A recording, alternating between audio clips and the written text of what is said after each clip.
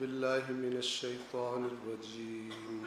بسم الله الرحمن الرحيم. الحمد لله الذي نزل الفرقان على عبده ليكون للعالمين نذيرا، والصلاة والسلام على نبيه وصفيه الذي أرسله شاهدا ومبشرا ونذيرا وداعيا إلى الله بإذنه وسراجا منيرا، وعلى أهل بيته الذين أذهب الله عنهم الرجس وطهرهم تطهيرا.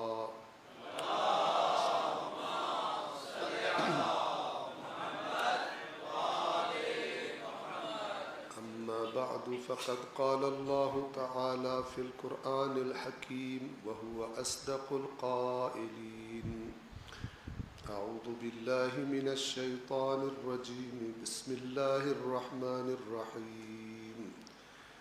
يا أيها الذين آمنوا اتقوا الله وابتغوا إليه الوسيلة وجاهدوا في سبيله لعلكم تفلحون. صدق الله العلي العظيم. صلوات پڑھیں محمد.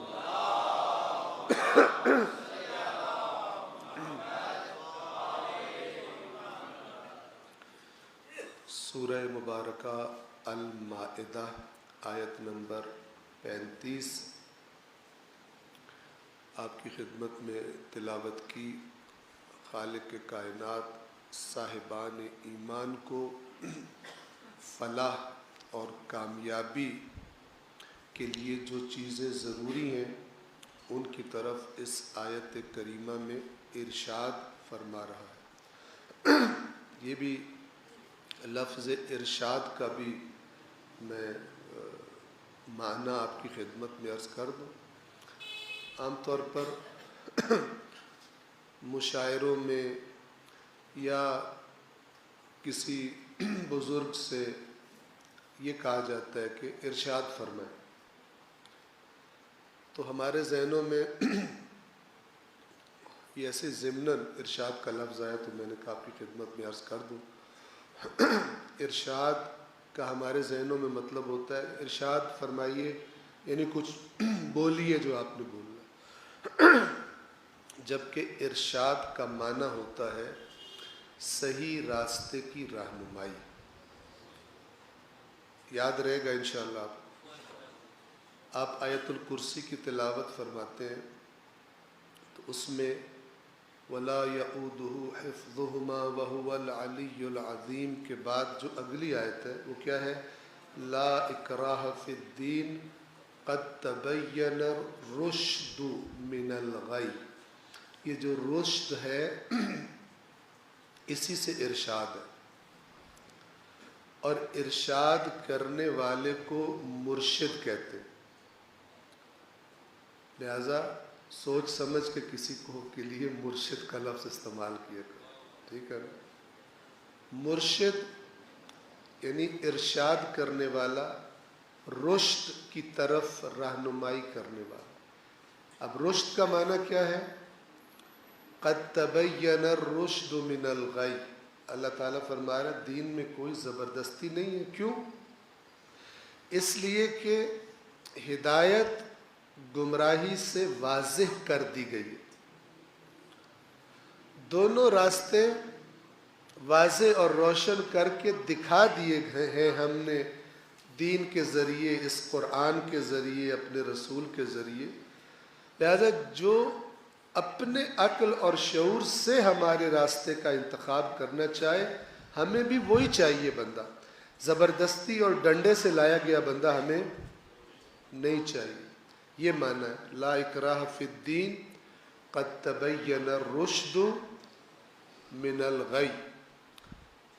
اب اگر کوئی مثال کے طور پہ شاعر کوئی عشقیہ قسم کی، گھٹیا عشقیہ قسم کی نظم سنا رہا ہو تو اس کو نہیں کہا جاتا ارشاد فرمائیے، چونکہ وہ تو گمراہ فرمائیے کر رہا ہوتا.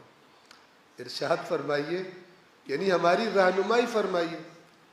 تو یہ لفظ ارشاد اسی کے لیے ہوتا ہے کہ جو رہنمائی کر رہا ہو، صحیح ڈائریکشن میں آپ کو آگے بڑھنا سکھا رہا ہو.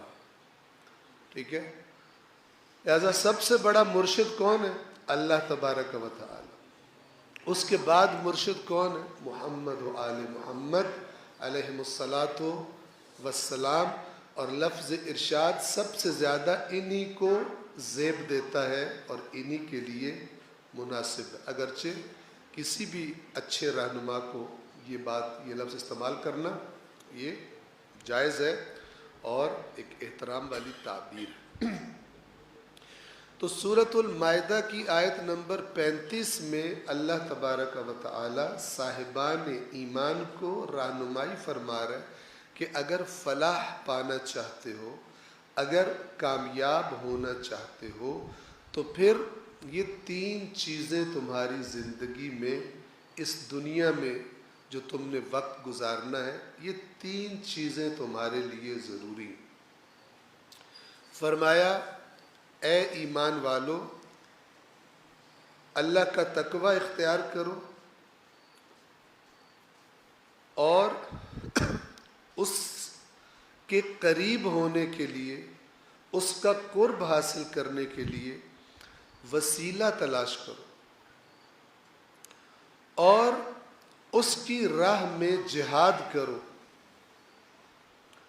یہ 3 چیزیں اگر تم ان کی طرف متوجہ ہو گئے تو پھر نتیجہ کیا نکلے گا؟ امید ہے کہ تم فلاح پا جاؤ. لعلکم تفلحون. تو ہم نے کل کی مجلس میں کچھ مقدماتی باتیں کی تھی، ابتدائی باتیں کی تھی، تاکہ اور زیادہ دلچسپی کے ساتھ ہم اس آیت کریمہ کو سمجھ سکیں. تو ہم اپنی ڈسکشن کا آغاز کرتے ہیں اس آیت کریمہ کے پہلے حصے سے.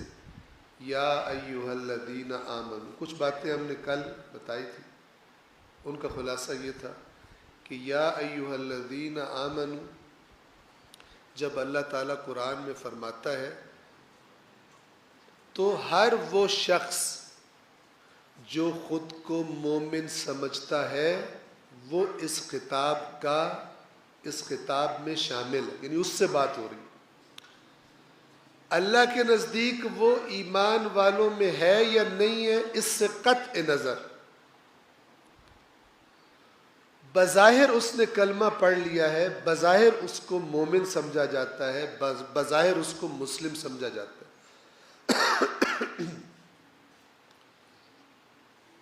تو اللہ کا خطاب اس سے، اس میں اونچے درجے والے بھی، حقیقی مومن بھی شامل ہیں، اور اس خطاب میں وہ بھی شامل ہیں کہ جو کہتے تو ہیں ہم ایمان لائے ہیں، لیکن ان کی حرکتیں ایمان والوں کی حرکتیں نہیں ہیں.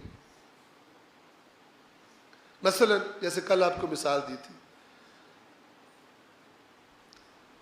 جو شخص جو کہے وہ کرے بھی، وہ مومن کہلاتا ہے. حقیقت میں وہ مومن ہوتا ہے، یا وہ جو کہہ دے لیکن جب کرنے کا ٹائم آئے تو سستی دکھائے یا نہ کرے. ان دونوں میں سے آپ کے خیال میں کون مومن کی صفت رکھتا ہے؟ جی، اہل بیت اطہار نے اپنی دعاؤں میں یہ دعائیں مانگی ہیں. ان کی دعائیں بھی تربیت ہیں، ان کی دعائیں بھی ارشاد ہے. ارشاد بمعنی رہنمائی، رشد کا سبب ہے. دعا مانگتے ہیں کہ اے پروردگار میرے عمل کو میرے قول کی تصدیق کرنے والا قرار دے. یہ دعا بھی ہے اور دعا پڑھنے والے کو بتایا بھی جا رہا ہے کہ یہ مطلوب چیز ہے کہ وہ بات کر جو تو نے، وہ بات زبان سے بول جو تو نے کرنی بھی ہے. کئی لوگوں کو یہ بیماری ہوتی ہے، جب کسی محفل میں بیٹھے ہو بڑھ چڑھ کے دعوے کرتے ہیں اور جب عمل کا موقع آتا فارغ ہو جاتے، نہیں کرتے. مولا کائنات کے جو درد تھے، کوفیوں نے جو درد انہیں پہنچائے تھے، جو تکلیف مولا کو پہنچائی تھی، جس کے بارے میں مولا فرمایا کرتے تھے کہ کاش نہ میں نے تمہیں دیکھا ہوتا اور نہ تم نے مجھے دیکھا ہوتا، یعنی ہم ایک دوسرے کو جانتے ہی نہ ہوتے۔ یہ جملہ انسان کب بولتا ہے؟ جب سامنے والے سے بے حد اس کو اذیت اور تکلیف پہنچی، کہتا ہے کاش میں نے تمہیں دیکھا ہی نہ ہوتا، کاش ہم ایک دوسرے کو جانتے ہی نہ ہوتے۔ یا کبھی فرمایا کہ تم نے میرے دل کو پیپ سے بھر دیا۔ زخم جب خراب ہو جاتا ہے تو اس میں پیپ پڑ جاتی، تو مولا کائنات کیا ان سے کہتے تھے؟ تم نے نہ صرف یہ کہ مجھے زخم لگائے ہیں میرے دل پہ، بلکہ ایسے زخم پر زخم لگائے ہیں کہ وہ خراب ہو گئے، پیپ پڑ گئی، ٹھیک ہی نہیں ہوتے۔ یہ کون لوگ تھے؟ ان کی جو صفات آپ کو ملیں گی وہی صفات جن پر قرآن نے لوگوں کی مذمت کی ہے، اے ایمان والو کہہ کر کہ وہ کیوں کہتے ہو جو کرتے نہیں۔ اسی طرح آپ کو نہج البلاغہ کے خطبوں میں بھی ملے گا کہ مولا فرماتے ہیں جب تم باتیں کر رہے ہوتے ہو تو تمہاری باتیں ایسی ہوتی ہیں، تمہارے دعوے ایسے ہوتے ہیں بڑے بڑے کہ لگتا ہے پہاڑوں کو ہلا دو گے، تم پہاڑوں کو اپنی جگہ سے ہٹا دو، اتنے تم بڑے بڑے دعوے کرتے ہو۔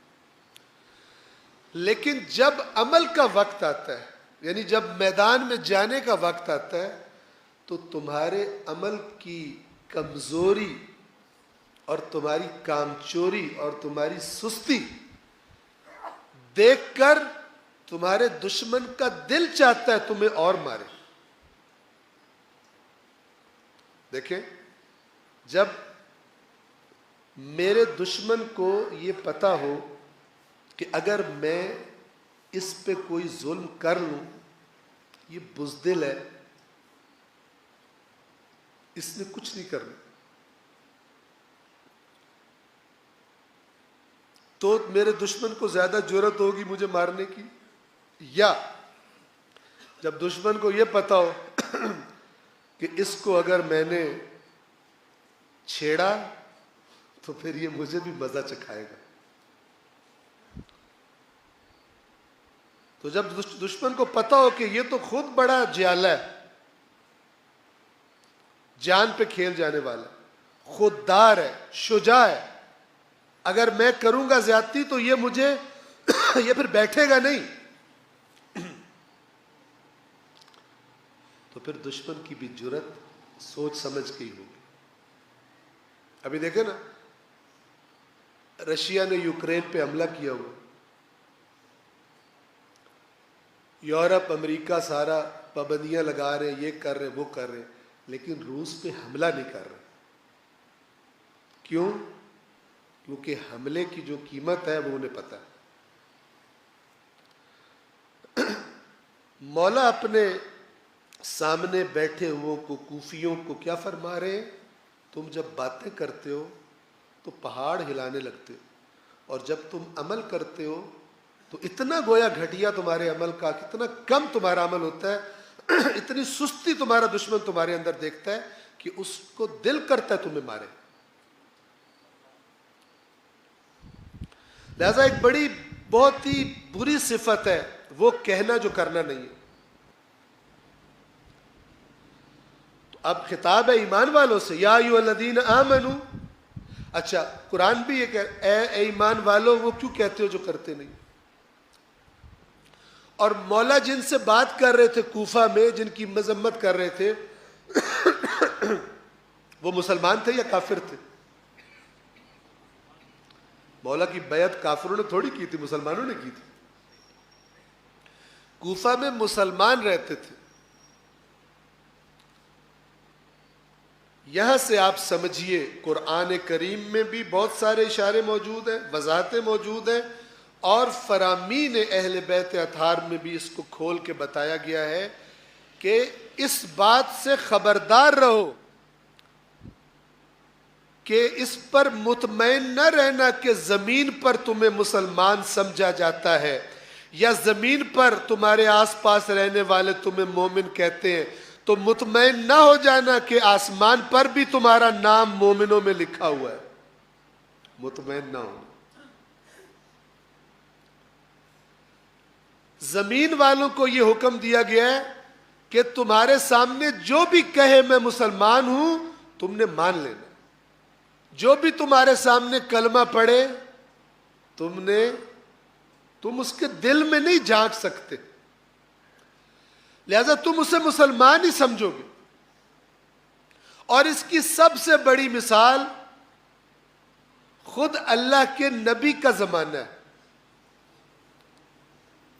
اللہ کے نبی کے زمانے میں جن کو قرآن نے منافق کہا ہوا ہے، اور کہا ہوا ہے اے رسول وَمِمَّنْ حَوْلَكَ مِنَ الْأَعْرَابِ مُنَافِقُونَ وَمِنْ أَهْلِ الْمَدِينَةِ، اے رسول آپ کے آس پاس جو اعراب، جو بدو ہیں، اور اہل مدینہ میں سے بھی، چونکہ بدو کسے کہا جاتا ہے؟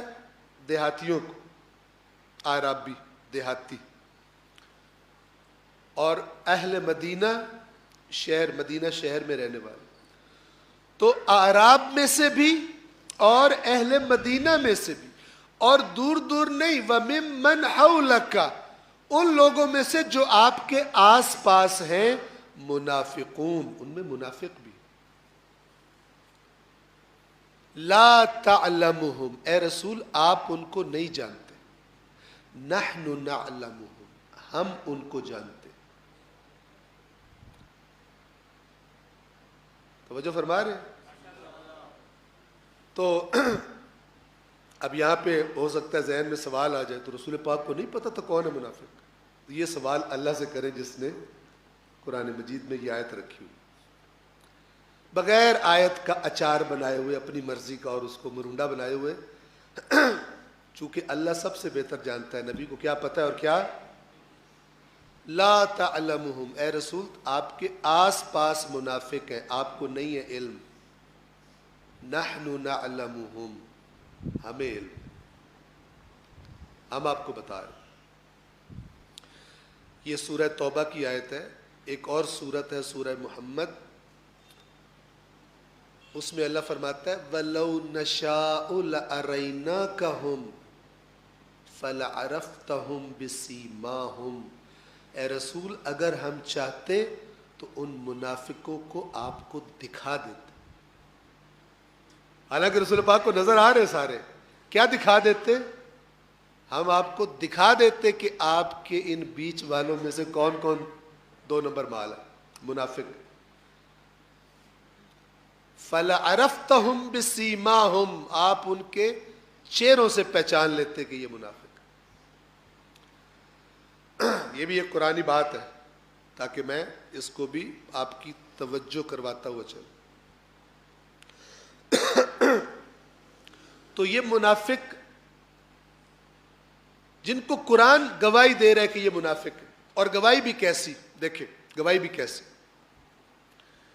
اللہ فرماتا ہے، یہ سورہ منافقون جہاں سے شروع ہوتی ہے، اذا جاءک المنافقون، اے رسول جب آپ کے پاس منافق آتے ہیں، قالو کہتے ہیں، نشہد ہم گواہی دیتے ہیں، قالو نشہد انک لرسول اللہ، منافق جب آپ کے پاس آتے ہیں تو کہتے ہیں ہم گواہی دیتے ہیں کہ آپ اللہ کے رسول ہیں۔ توجہ سے سنیں، واللہ یعلم انک لرسولہ، اللہ کو علم ہے کہ آپ اس کے رسول ہیں۔ واللہ یشہد، جبکہ اللہ گواہی دے رہا ہے، ان المنافقین لکاذبون، کہ یقیناً یہ جو منافق کہہ رہے ہیں ہم گواہی دیتے ہیں آپ اللہ کے رسول ہیں، یہ جھوٹ بول رہے ہیں۔ عجب، تو سچ بول رہے ہیں، بھلا نبی اللہ کے نبی نہیں ہیں؟ پھر اللہ کیوں کہہ رہے ہیں؟ اللہ گواہی دے رہے ہیں جھوٹ بول رہے ہیں، اس لیے کہ جو ان کی زبانیں کہہ رہی ہیں ان کے دل میں نہیں ہے۔ تو اگر زبان سے بات سچی نکل رہی ہو، اگر دل کے اندر سے نہیں نکل رہی تو اللہ کے نزدیک وہ سچا ہے یا جھوٹا ہے؟ جھوٹا ہے۔ تو جس کے دل میں ایمان نہیں ہے وہ اللہ کے ہاں مسلمان ہے یا کافر ہے؟ بولیے، کافر ہے۔ لیکن رسول اللہ اس سے مسلمانوں والا برتاؤ کر رہے ہیں یا کافروں والا؟ مسلمانوں والا۔ یہی وجہ ہے کہ خوارج نے مولا علی علیہ السلام کی تکفیر کر دی تھی، کہا تھا علی کافر ہے، علی کافر ہو گیا نعوذ باللہ، لیکن وارث رسول علی نے پھر بھی ان کو کافر قرار نہیں دیا تھا۔ مولا نے ان کی تکفیر نہیں کی تھی۔ توجہ فرمائے، زمین کا معاملہ آسمان کے معاملے سے جدا ہے، کیونکہ زمین والوں سے کہا گیا تم ظاہر دیکھ سکتے ہو، تم علیم بذات الصدور نہیں ہو لوگوں کے کہ لوگوں کے دلوں کے راز جان لو۔ تم ظاہر کے مطابق ہی فیصلہ کرو گے، جو بظاہر اپنے آپ کو مسلمان کہتا ہے تم اس کو مسلمان ہی سمجھو گے، اس کو وہ حقوق سارے حاصل ہوں گے جو باقی مسلمانوں کو حاصل ہوتے ہیں، اس سے رشتہ داری ہو سکتی ہے، جو بھی باقی اس قسم کی چیزیں ہیں، لیکن وہ یہ نہ سمجھے کہ آج مسلمان اسے مسلمان کہہ رہے ہیں تو اللہ کے ہاں بھی وہ مسلمان ہے، اس خوش فہمی میں نہ رہے۔ جس کو یہ بات سمجھنا ہو، اللہ کے رسول کے زمانے کے منافقوں کی صورتحال سے اس نقطے کو سمجھا بڑی آسانی سے جا سکتا ہے۔ صلوات پڑھیں محمد وآل۔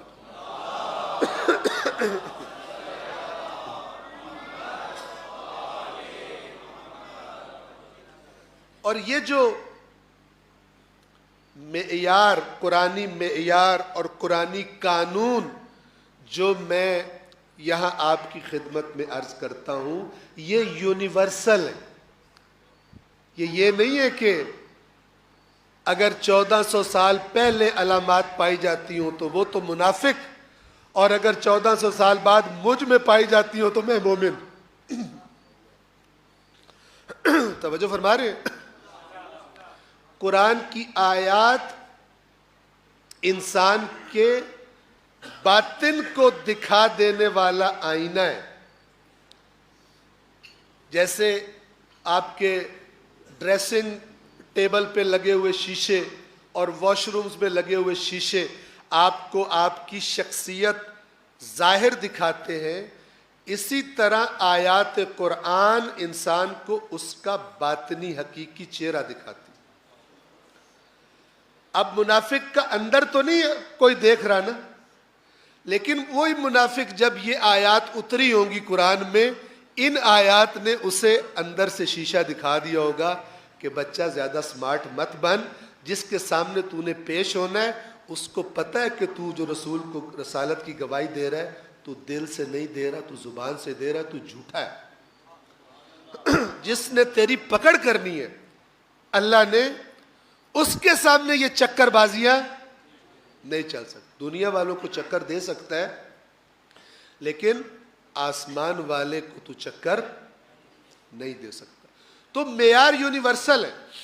جب کوئی قرآن پڑھے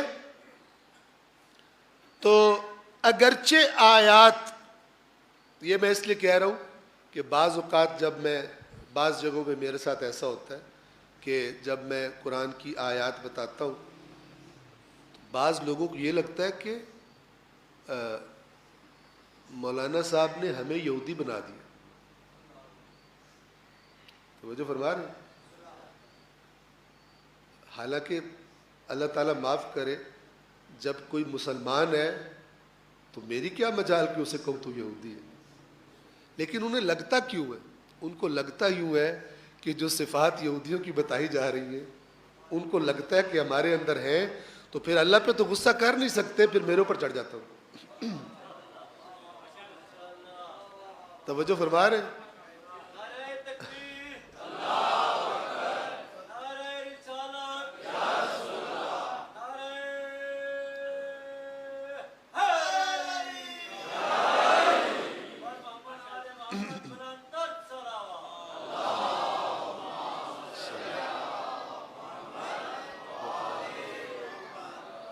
اللہ نے معیار بتائے، پچھلی قوموں کا ذکر کر کے کہا ہے کہ یہ حرکت ان کی گندی حرکت تھی، یہ حرکت ان کی گمراہی کا، اس قوم کی گمراہی کا سبب بنی، یہ ان کے عقیدے تھے، یہ ان کی حرکتیں تھیں۔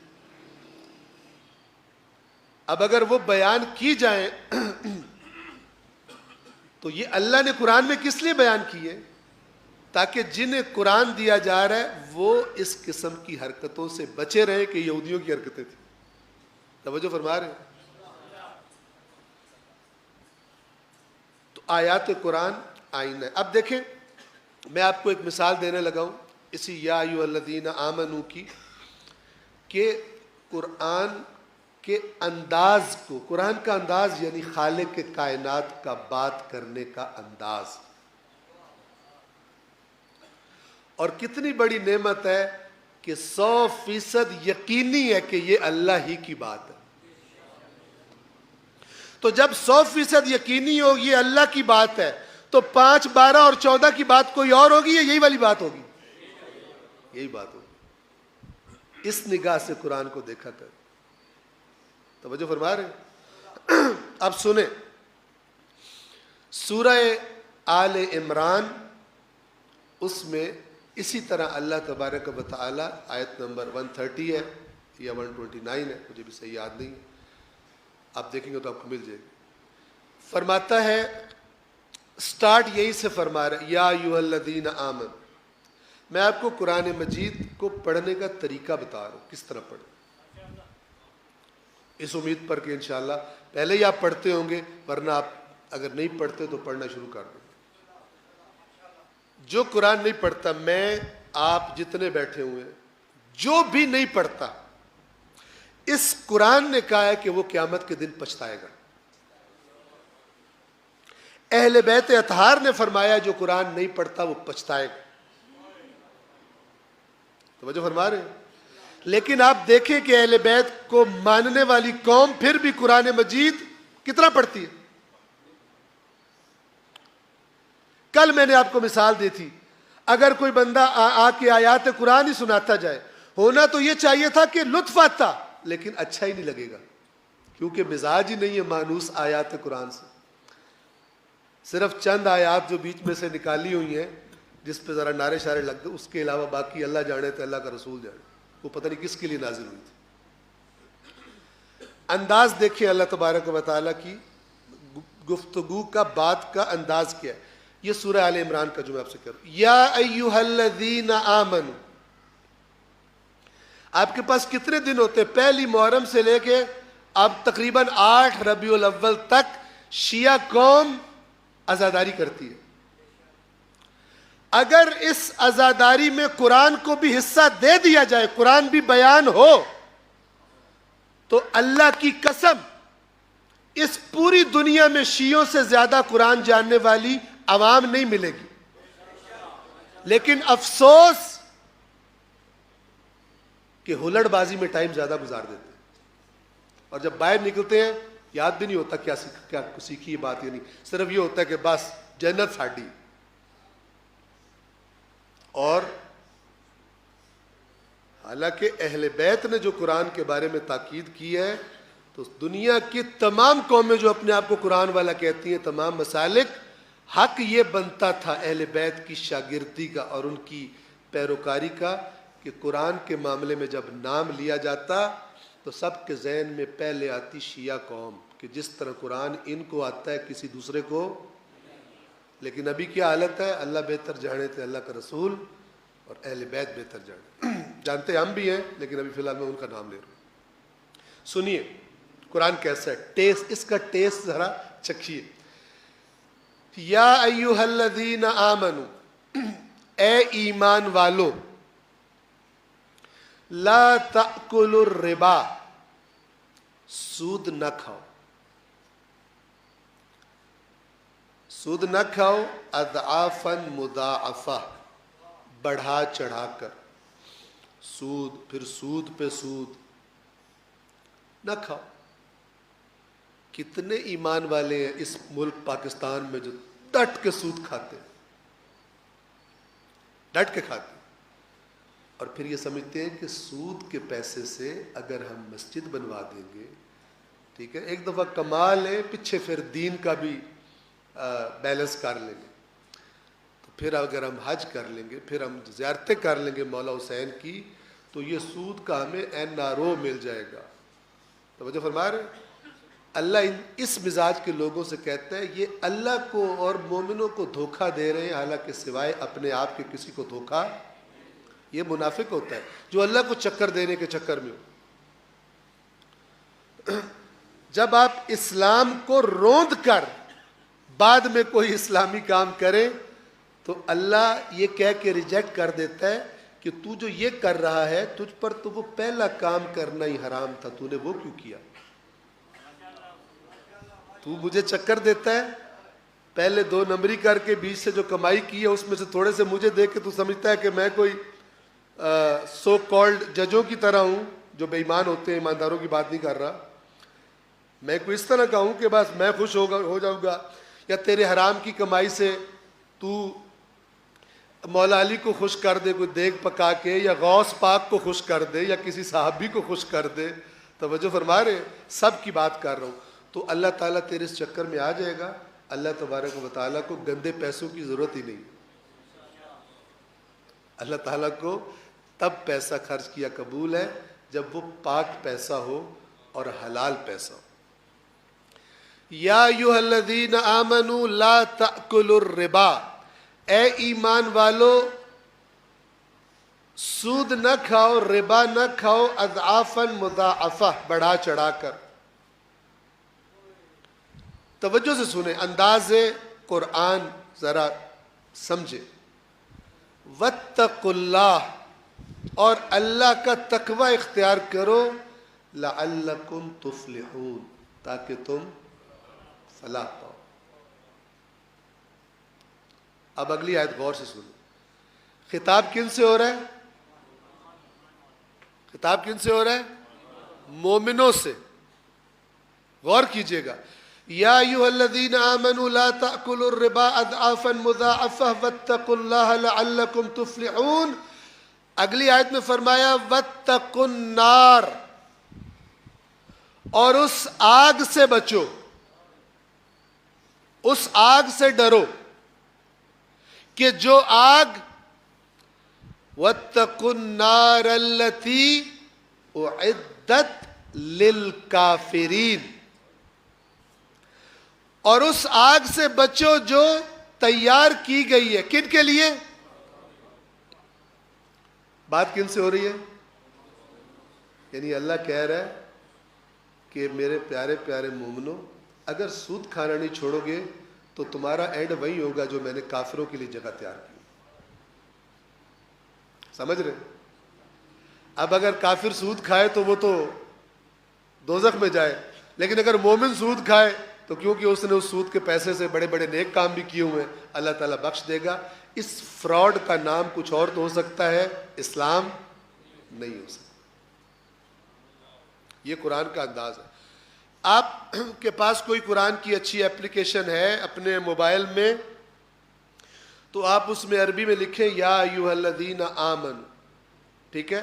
جب آپ یا ایھا الذین آمنوا اسی میں سے کاپی کر کے، اسی کی کسی آیت میں سے کاپی کر کے، اور اس کا صرف یہ والا حصہ یا ایھا الذین آمنوا اس اچھی کسی ایپ کی سرچ والی جگہ میں ٹائپ کر دیں، پیسٹ کر دیں، یا کاپی پیسٹ کر لیں یا ٹائپ کر دیں، تو قرآن کی وہ تمام آیات جو یا ایھا الذین آمنوا سے شروع ہو رہی ہیں وہ آپ کے سامنے آ جائیں، پھر آپ کو پتہ لگے گا آٹے اور دال کا بھاؤ کیا ہے۔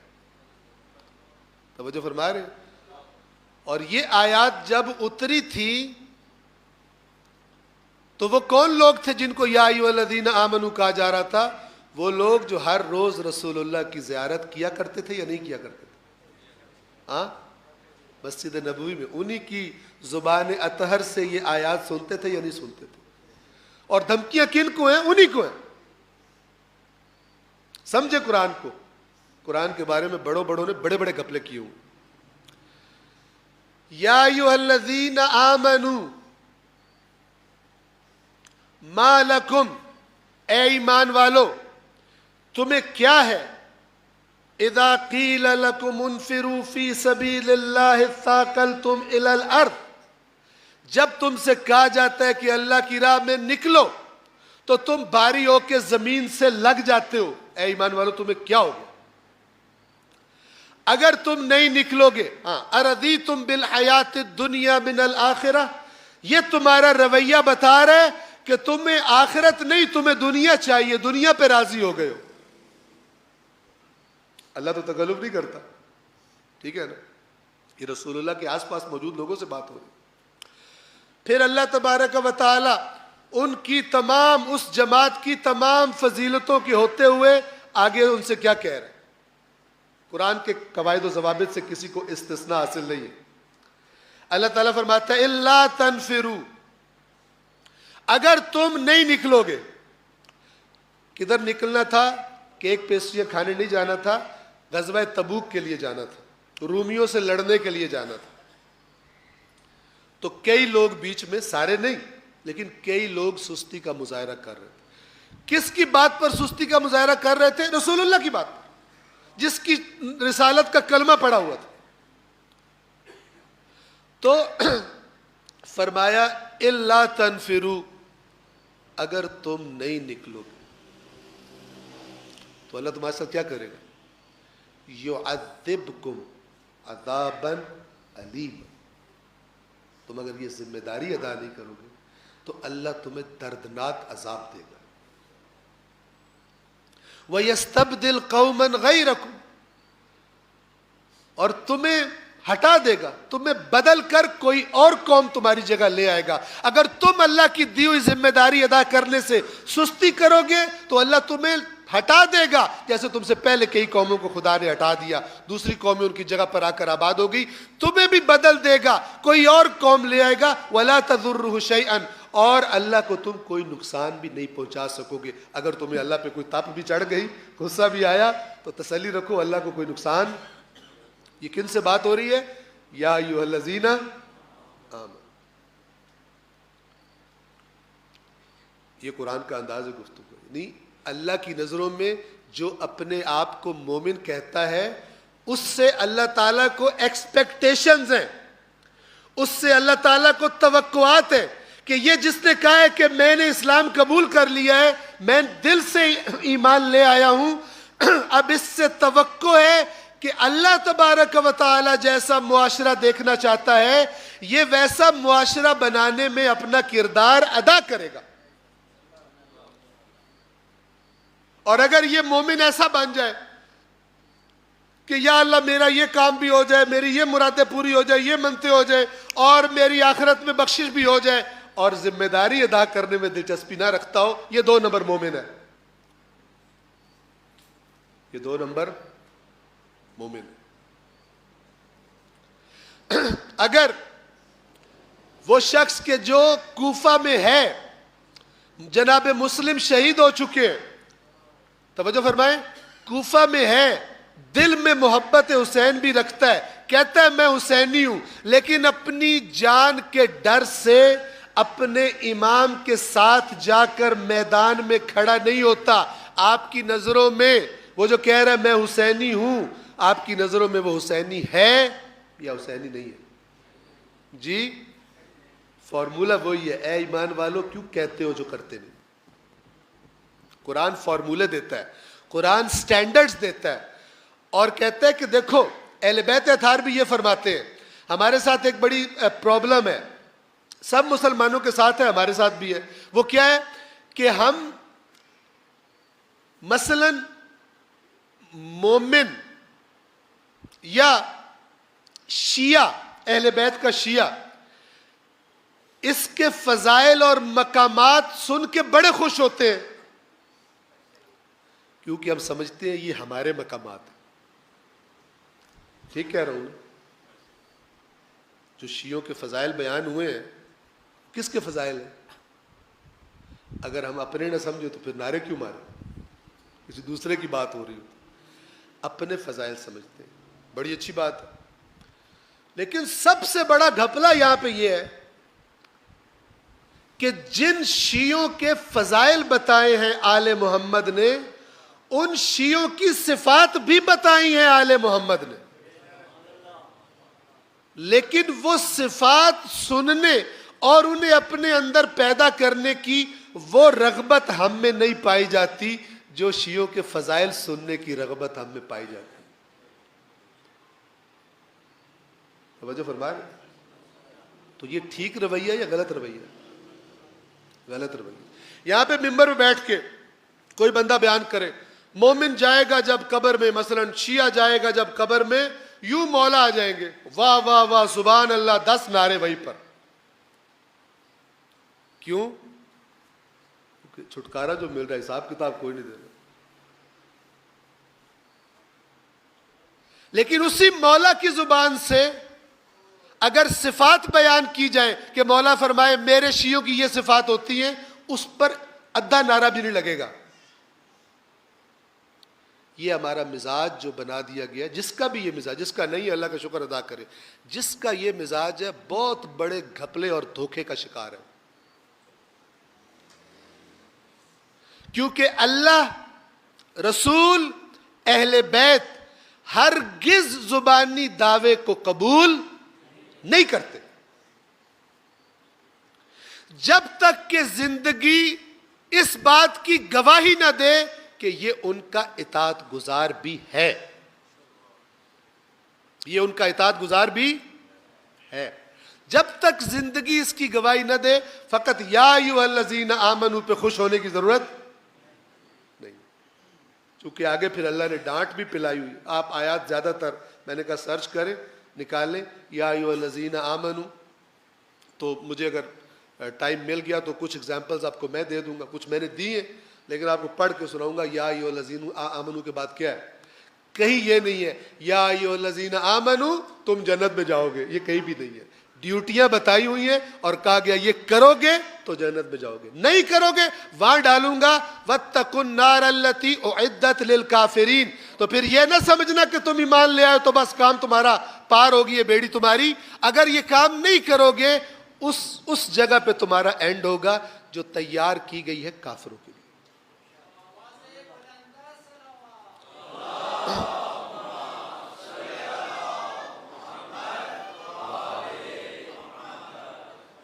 یا ایھا الذین آمنوا، آپ کو زیادہ تر اس لفظ کے بعد، اس خطاب کے بعد ذمہ داریاں دیتا ہوا اللہ دکھائی دے گا۔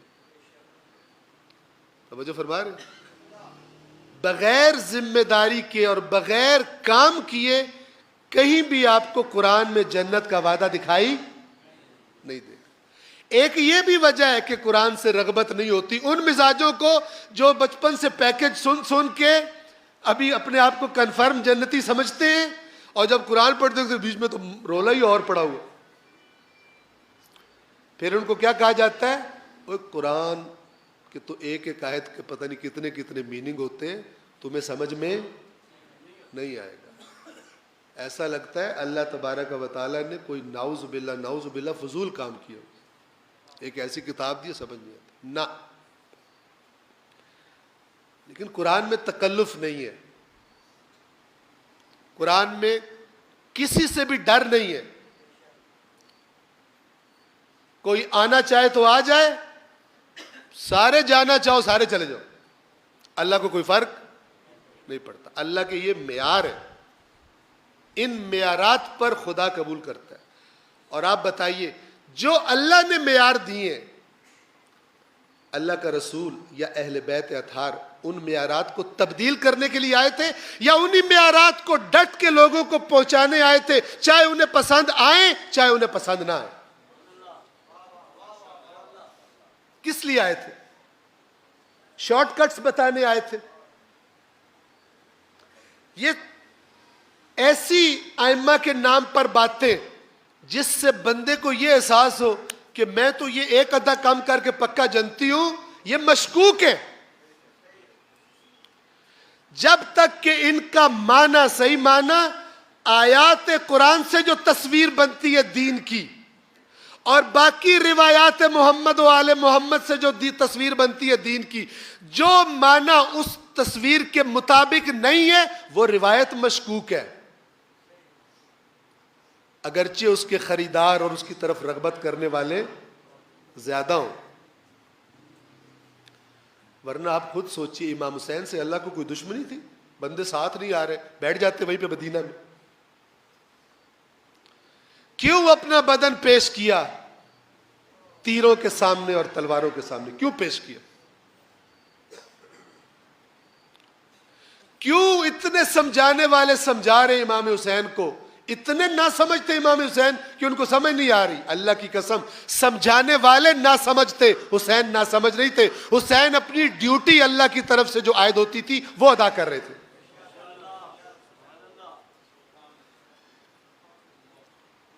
آپ خود بتائیے پھر، اگر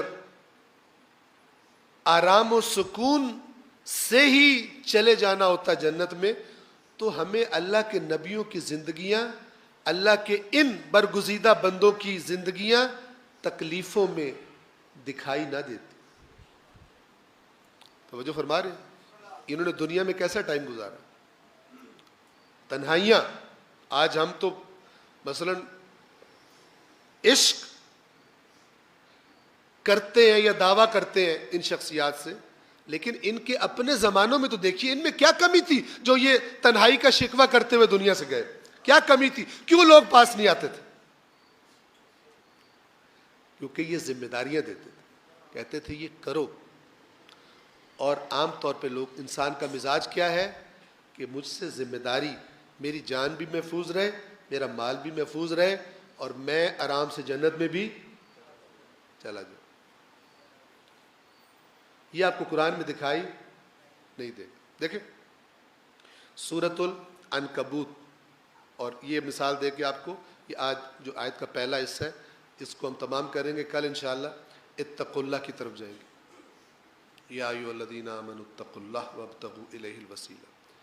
سورۃ العنکبوت ہے، سورۃ العنکبوت ہے۔ بسم اللہ الرحمن الرحیم، الف لام میم، یہ آیت نمبر 1 ہے۔ آیت نمبر 2 یہ سٹارٹ نہیں ہو رہی یا ایھا الذین آمنوا سے، لیکن آپ کو پتہ چل جائے گا بات انہی کی ہو رہی ہے جن کو اللہ یا ایھا الذین آمنوا کہتا ہے۔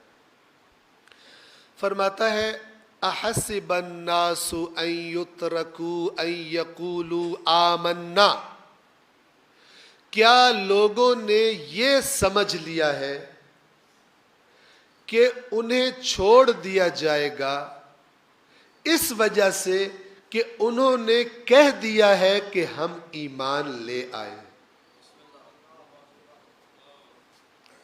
احسب الناس، کیا لوگوں نے یہ سمجھا ہے، ان یترکوا کہ انہیں چھوڑ دیا جائے گا، ان یقولوا آمنا کہ انہوں نے کہہ دیا ہے کہ ہم ایمان لے آئے ہیں، وہم لا یفتنون، اور ان کی آزمائش نہیں ہوگی چیک کرنے کے لیے کہ 1 نمبر مال ہے یا 2 نمبر مال ہے۔ وہم لا یفتنون، یفتنون فتنے سے، فتنہ کہتے آزمائش کو، وہم لا یفتنون، اور ان کی آزمائش نہیں کی جائے گی۔ اس آیت سے آپ کے ذہن میں کیا تصویر بنتی؟ زبان سے کہہ دینا، کلمہ پڑھ دینا کافی ہے جی؟ ہمارے لیے کافی ہے کہ ہم اسے مسلمان سمجھیں گے، ہمیں یہی حکم ہے، لیکن اوپر والا بتا رہا ہے میرے پاس، میں تو چیک کروں گا، میں تو چیک کروں گا اور چھانٹی کروں گا۔ اس سے اگلی آیت نمبر 3 کی آپ ذرا ووکیبلری چیک کریں، الفاظ چیک کریں، مجھ سے جتنا میری توفیق ہے میں آپ کو بتاتا ہوں۔ آیت نمبر 3 میں اللہ یوں فرماتا ہے وَلَقَدْ فَتَنَّ الَّذِينَ مِن قَبْلِهِمْ۔ یہ لقد جو ہوتا ہے عربی میں یہ قسم کے معنوں میں ہوتا ہے، یعنی اللہ اگلے کو، سننے والے کو ہوشیار کرنے کے لیے گویا قسم کھا کے فرما رہا ہے ہم نے، اے رسول ان کو بتا دو ان سے پہلے بھی جو لوگ آئے تھے ان کو بھی ہم نے آزمایا تھا۔ ایویں نہیں کہ موسیٰ دا کلمہ پڑھ لیا تو پار، تو عیسیٰ دا کلمہ پڑھ لیا تو پار، ایسے نہیں۔ وَلَقَدْ فَتَنَّ الَّذِينَ مِن قَبْلِهِمْ، اور یقیناً ہم نے ان سے پہلوں کو بھی، یعنی یہ جو آخری رسول کا کلمہ پڑھ رہے ہیں ان کو بتاؤ کہ ہم نے پہلوں کو بھی آزمایا تھا۔ کس لیے آزمایا تھا؟ فَلَيَعْلَمَنَّ اللَّهُ الَّذِينَ صَدَقُوا، تو حتماً اللہ ان کو جان کر رہے گا جنہوں نے سچ کہا ہے، وَلَيَعْلَمَنَّ الْكَاذِبِينَ، اور اللہ حتماً جھوٹوں کو بھی جان کے چھوڑے گا۔ اس کا مطلب یہ ہے کہ ہر کلمہ پڑھنے والا سچا کیسے چیک کرے گا؟ اپنی اور اپنے رسول کی اطاعت سے چیک کرے گا۔ بات مانتے ہو تو پھر تمہارا کلمہ صحیح ہے، بات نہیں مانتے تمہارا معاملہ گڑبڑ ہے۔ دیکھیں، یہ میں انشاءاللہ بیان کروں گا کہ ایک دفعہ انسان، میری بات کو سمجھیے گا، میں تمام کر رہا ہوں یہاں پر کہ تصویر کیا ہے، سادہ کرنے کی کوشش کروں۔ ایک دفعہ انسان سے غلطی ہوتی ہے، سستی ہو جاتی ہے، کبھی جذبات میں کچھ غلطی کر بیٹھتا ہے۔ غلطی ہو جانا یہ اور ہے، اور غلطی کرنے کی عادت ڈال لینا یہ اور چیز۔ توجہ فرما رہے ہیں؟ ایک دفعہ رخ میرا ادھر ہی ہے، کوشش میری یہی ہے کہ میں اپنے پروردگار کی اطاعت کروں، لیکن کبھی کبھی مجھ سے غلطی ہو جاتی ہے، نو پرابلم، یہ قرآن نے بتایا ہوا۔ لیکن ایک دفعہ ہے کہ میرا رخ ہی ابلیس کی طرف ہے۔ زبان سے کہتا ہوں میں اللہ والا ہوں، میں رسول والا ہوں، لیکن میری عملی زندگی گواہی دے رہی ہے کہ میں زیادہ شیطان کی سنتا ہوں، جتنی شیطان کی سنتا ہوں اتنی محمد والے محمد کی نہیں سنتا۔ ہاں، یہ کس لیے؟ مرادیں پوری کروانے کے لیے، اور قبر میں آ کے نکلوا کر منکر نکیر کو ڈرا کر مجھے چھڑوانے کے لیے۔ اس قسم کی فضولیات، یہ تصویر غلط تصویر ہے۔ توجہ فرما رہے؟ رخ ایک مومن جس کے دل میں ایمان ہے، اس کی سب سے بڑی فکر یہ ہو کہ میری شخصیت ایسی ہو، میری عادات ایسی ہو، میرا اخلاق ایسا ہو، میری زبان، میری گفتار ایسی ہو کہ آج اگر زمانے کا امام میرے سامنے آئے تو میری شخصیت ایسی نہ ہو کہ میری نظریں جھک جائیں ان کے سامنے۔ ادب سے جھکنا اور ہے، شرم سے جھکنا اور ہے۔ توجہ فرما رہے؟ اور اس کی آج کل کی پریکٹیکل مثال میں یہ دیا کرتا ہوں، اور بھی علماء کرام دیتے ہیں، کہ اگر امام میرے سامنے آ جائیں اور مجھے کہیں کہ اپنا موبائل مجھے دے دو، میں نے دیکھنا ہے، تو دل نہ دھڑکے۔ توجہ فرما رہے ہیں؟ یہ موبائل بھی منی اعمال نامہ ہے، پتہ نا آپ کو؟ یہ منی اعمال نامہ ہے۔ آج کل جو واردات ہوتی ہے نا، تحقیقات میں ایک اہم ترین رول آج کل کیا چیز ادا کرتی ہے؟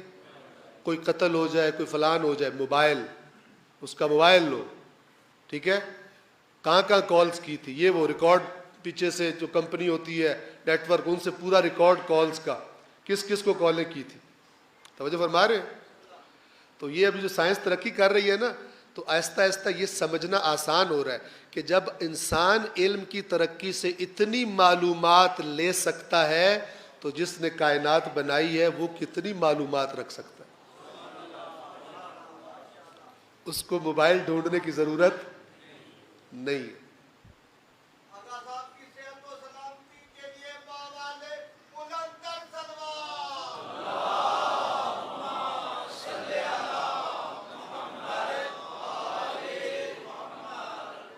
اگر ہم نے قلب اہل بیت اطہار کو راضی کرنا ہے اور اپنے زمانے کے امام کے بالخصوص قلب کو راضی کرنا ہے، تو وہ ہماری زبان کی باتوں سے نہیں ہو سکتا جب تک کہ ہمارا عمل ان کے فرامین کے مطابق نہ ہو۔ اس فارمولے کو اپنے پلے سے باندھ۔ بلکہ اگر کوئی بندہ زبان سے بڑا دعویٰ کرے کہ میں تو بڑا محب ہوں، میں تو بڑا مولائی ہوں، وہ اگر ان کی اطاعت نہ کرے تو زیادہ تکلیف ہوتی، ٹھیک ہے نا؟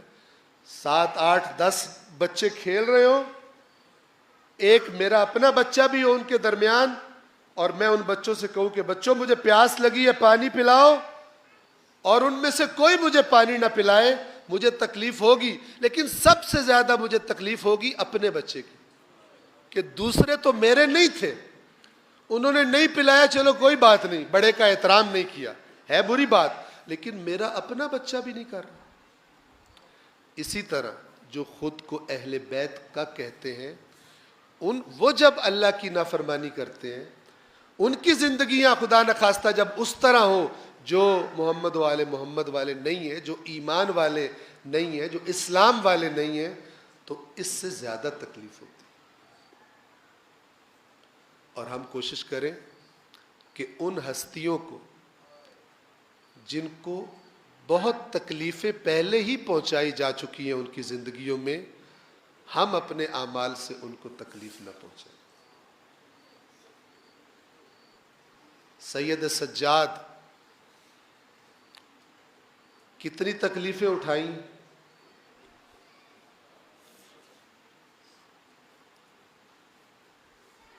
میں آپ کی خدمت میں عرض کروں،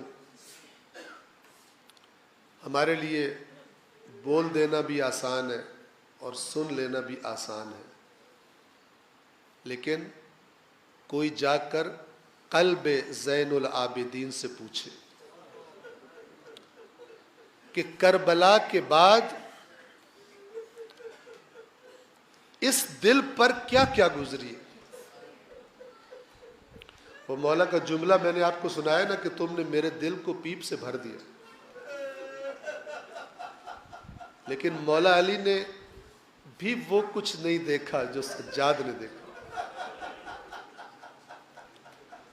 مولا علی مظلوم ہے، لیکن حکمران وقت بھی تھے، لوگوں کی خیانتوں سے تکلیف میں تھے، لیکن آپ کی خدمت میں عرض کروں، جب مولا کو ضربت لگی تھی، سید سجاد کی مصیبت، سید سجاد کے مصائب، اس کا تھوڑا سا تصور میں آپ کی خدمت میں عرض کرنا چاہتا ہوں کہ مولا سجاد کے مصائب میں اور مولا علی کے مصائب میں کیا فرق ہے۔ مثلا مولا علی کو جب ضرب لگی تھی مسجد کوفہ میں، تو دونوں بیٹوں نے، حسنین علیہ السلام نے اپنے بابا کو، خون بہت بہہ گیا تھا، کمزوری، زخم بڑا شدید تھا، مولا اپنے قدموں پر کھڑے نہیں ہو پا رہے تھے، تو ان دونوں شہزادوں نے اپنے بابا کو سہارا دے کر گھر کی طرف چلنا شروع کیا۔ جب گھر قریب آیا نا عزاداروں، تو ایک دفعہ مولا نے اپنے بچوں سے سوال کیا کہ بیٹا حسن، بیٹا حسین، میں اپنے پیچھے سے کچھ لوگوں کی آوازیں سن رہا ہوں، یہ کون لوگ ہیں؟ جواب ملا، بابا یہ سب آپ سے محبت کرنے والے، یہ کوفہ کے وہ یتیم و مسکین ہیں کہ جن کا آپ سہارا تھے، رات کے اندھیروں میں جن کے خالی پیٹ آپ کی وجہ سے بھرا کرتے تھے، آپ کو ضربت لگنے کی اطلاع ملی ہے، آپ کی احوال پرسی کے لیے آئے ہیں، آپ کو سلام کرنے کے لیے آئے ہیں۔ میرے مولا کی غیرت کو سلام۔ میرے مولا نے فرمایا، میرے بچوں، میرا گھر قریب ہے، ان سے کہو یہی سے واپس چلے جائیں۔ جانتے ہیں عزاداروں کیوں؟ میرے مولا نے خود فرمایا کہ میری بچیوں نے، میری زینب نے، میری ام کلثوم نے آج تک اپنے بابا کو اس حال میں نہیں دیکھا، اس طرح خون میں لت پت نہیں دیکھا، کہیں ایسا نہ ہو کہ اپنے بابا کو اس حال میں دیکھ کر گریے میں ان کی آوازیں بلند ہو جائیں اور میری بچیوں کی آوازیں نامحرموں کے کانوں پر پڑے۔ بس میں عرض کروں گا کہ اے مولا آپ پر سلام، آپ کی غیرت و حمیت پر سلام، آپ ہی کا پوتا سجاد جس کا نام ہے، کتنی بار اس کو برداشت کرنا پڑے گا، نامحرموں کا مجمع ہوگا، بے مکنا و چادر آپ کی بیٹیاں ہوں گی، کبھی دربار میں پیش کی جائے گی، کبھی بازار میں تماشا بنایا جائے گا۔ الا لعنت اللہ علی القوم الظالمین وسيعلم الذين ظلموا أي منقلب ينقلبون۔ پروردگار ہماری اس عبادت کو، اس ذکر کو اپنی بارگاہ میں قبول فرما۔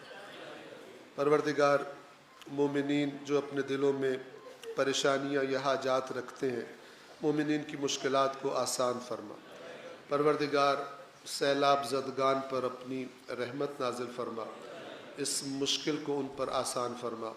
پروردگار ہم سب کو ان مصیبت زدہ اپنے بھائیوں کی مدد کرنے کا فریضہ ادا کرنے کی، دوسروں کو ترغیب دلانے کی ہم سب کو توفیق عطا فرما۔ ہمارے مرحومین بالخصوص ہماری ملت کے شہداء کے درجات کو بلند فرما۔ ہم سب کا خاتمہ حقیقی ایمان پر اور حقیقی محبت محمد و آل محمد پر فرما۔ اللہم صلی علی محمد و آل محمد۔